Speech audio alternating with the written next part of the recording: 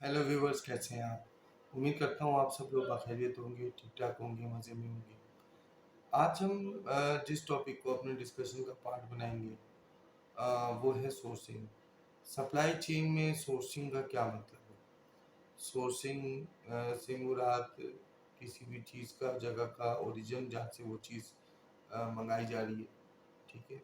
अब अगर सोर्स को हम अपनी आसान एग्ज़ाम्पल में समझने की कोशिश करें तो रोशनी का सोर्स सूरज है, ठीक? रोशनी का सोर्स सूरज हुआ, मीठे पानी का सोर्स दरिया हुआ। इसी तरीके से हम सोर्सिंग को समझने की कोशिश करेंगे कि सप्लाई चेन में सोर्सिंग के क्या मतलब होते हैं और ये किस तरह से होती हैं और इनमें किन चीज़ों का हम ख्याल रखते हैं। अब आप इन शॉर्ट सप्लाई चेन में ये समझिए कि सोर्सिंग सप्लाई चेन में ये बताती है कि आपको जो आपका मटेरियल है, जो आपकी सर्विसेज हैं, वो आपको जिस जगह से मिल रही हैं वो उस चीज़ का सोर्स हो गया। एग्जाम्पल लेते हैं कि आप एक टेक्सटाइल इंडस्ट्री से रिलेट करते हैं और आप एक रेडीमेड गारमेंट्स मंगवाना चाहते हैं ताकि आप उसको सिर्फ सेल करें, या फिर हो सकता है कि आप ये भी सोचते हो कि मैं उसको खुद बनाऊं, खुद मैन्युफैक्चर करूं, खुद प्रोड्यूस करूं और खुद जो है अपना पूरा सेल नेटवर्क भी जो हो। अब आपने ये देखना है सबसे पहले कि आप जो सोर्स करने जा रहे हैं वो किस क्वालिटी का होगा और किस कॉस्ट का होगा। अगर आप रेडीमेड गारमेंट मंगवा रहे हैं बेचने के लिए अपनी शॉप के ऊपर, तो कहाँ से मंगवाएंगे, किस मुल्क से मंगवाएंगे, अपने मुल्क से लेंगे या कहीं बाहर से मंगवाएंगे, किसी बाहर की कंट्री से मंगवाएंगे।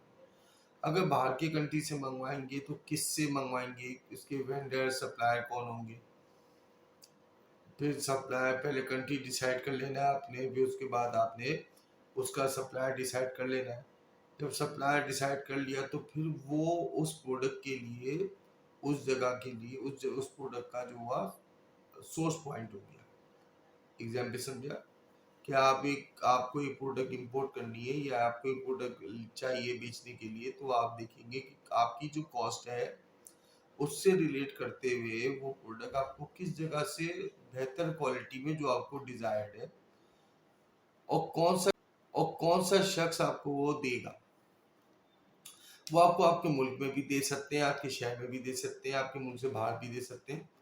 असल जो मुश्किल काम है वो सोर्सिंग में ये है कि डिफाइन करना है आपको कि वो चीज़ आपको कहाँ से आपकी डिजायर्ड क्वालिटी और कॉस्ट में मिल जाएगी। ये चीज़ हमारी क्लियर हो गई। अब हम आगे बढ़ते हैं कि स्टेजेस ऑफ सोर्सिंग किसे कहते हैं। अब एक चीज़ हमने और समझनी है इसमें कि सोर्सिंग के कुछ स्टेजेस होते हैं। अब सोर्सिंग के स्टेजेस में हमने जिन बातों का ख्याल रखना है ताकि जो चीज़ हम सोर्स करने जा रहे हैं वो हमारी कॉस्ट रिलेटेड हो। तो सबसे इम्पोर्टेंट चीज़ सोर्सिंग में आती है लोकेशन। अब लोकेशन, ये आप लोकेशन से बड़ा मैटर करता है आपकी कॉस्ट, आपकी टाइमली अवेलेबिलिटी और एक्सेट्रा एक्सेट्रा। लोकेशन का जो फैक्टर है वो इसलिए भी बहुत इम्पोर्टेंट है।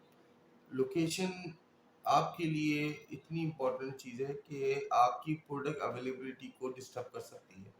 सबसे पहले आपने ये डिसाइड कर लिया कि मुझे जो अपने कस्टमर को जो चीज़ देनी है वो मुझे किस रेट तक, किस कॉस्ट तक मेरे अफोर्डेबिलिटी में आ रही है कि मैं अपनी मार्केट में, जो भी आपकी कंट्री की या जो भी एरिया की मार्केट है जहाँ आप प्रोडक्ट अपनी सेल करना चाह रहे हो, तो वो आपके सीओजीएस को डिस्टर्ब ना करे, वो आपकी रेट के अंदर रहे। फिर क्वालिटी। अब आप जिस जगह से वो चीज़ ले रहे हो क्या वो आपको कॉस्ट में तो कम पड़ रहा है लेकिन क्वालिटी में फिट है। अगर वो कॉस्ट और क्वालिटी में फिट है तो फिर आपने एक चीज़ और भी देखनी है कि जो आपने सोर्सिंग पॉइंट फिट किया है तो उसको उसमें ये चीज़ का ख्याल रखना है कि वो आपके डिस्टेंस में कितना है। अब देखिए, लोकेशन इसलिए भी इम्पोर्टेंट है कि आपकी क्वालिटी और आपकी जो कॉस्ट थी, अब क्वालिटी तो आपको वही मिल रही है लेकिन कॉस्ट जो है वो बहुत कम है, लेकिन वो जगह बहुत दूर है।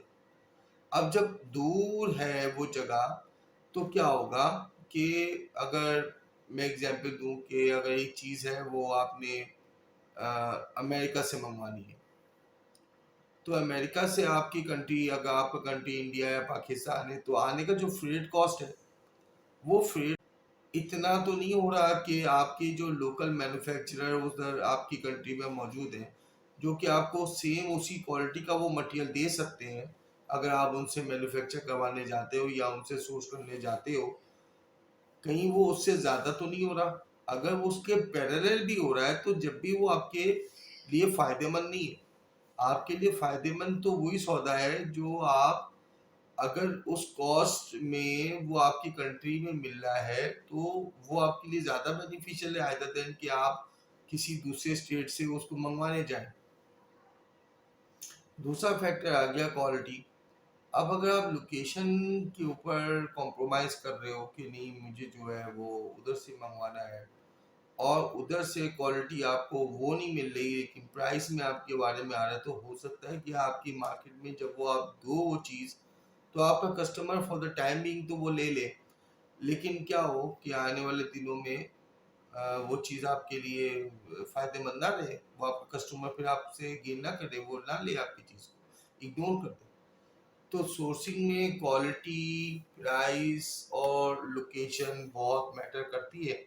हमें इन तीनों चीज़ों को देख के चलना पड़ता है।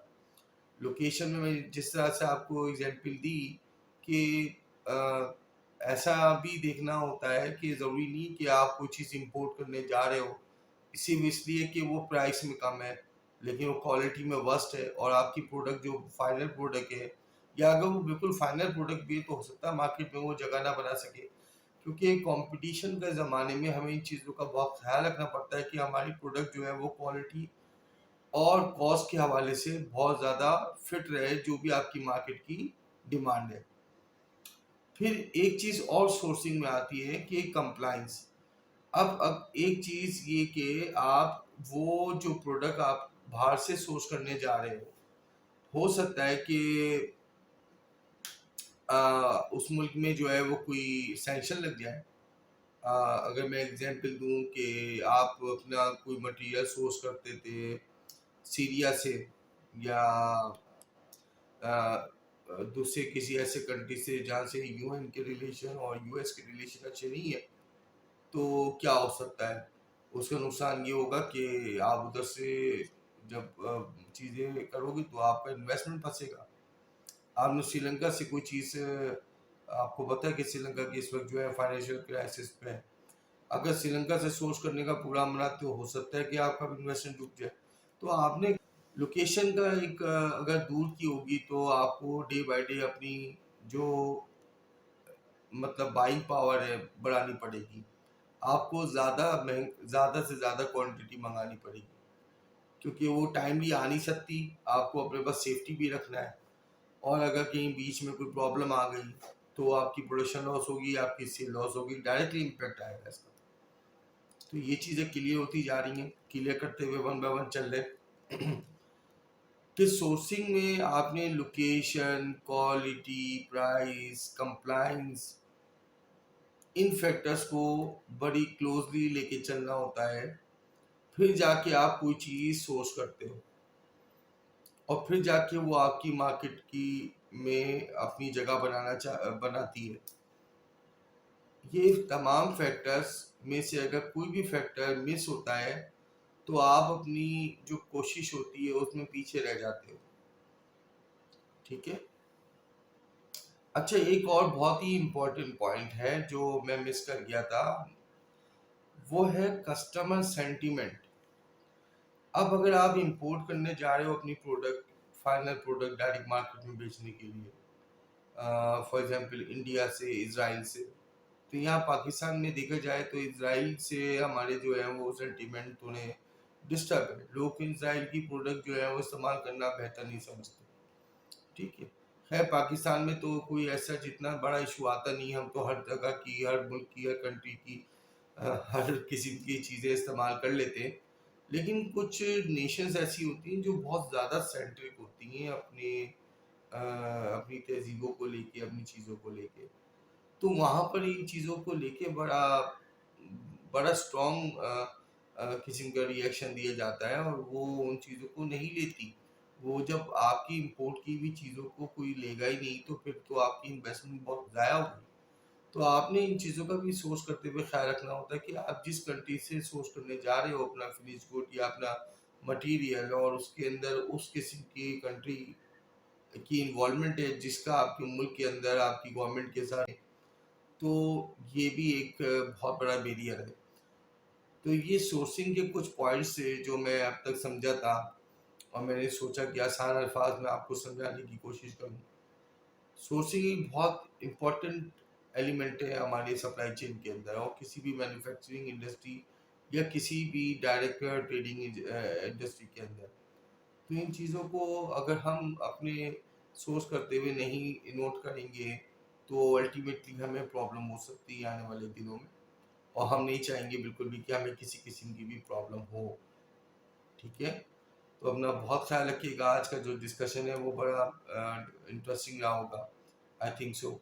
इसी तरह अपनी मोहब्बत और प्यार जारी रखिए। लाइक और सब्सक्राइब लाजमी कीजिएगा ताकि मुझे अगली वीडियो बनाने की हिम्मत और ताकत मिलती रहे। बहुत बहुत शुक्रिया। Thank you so much.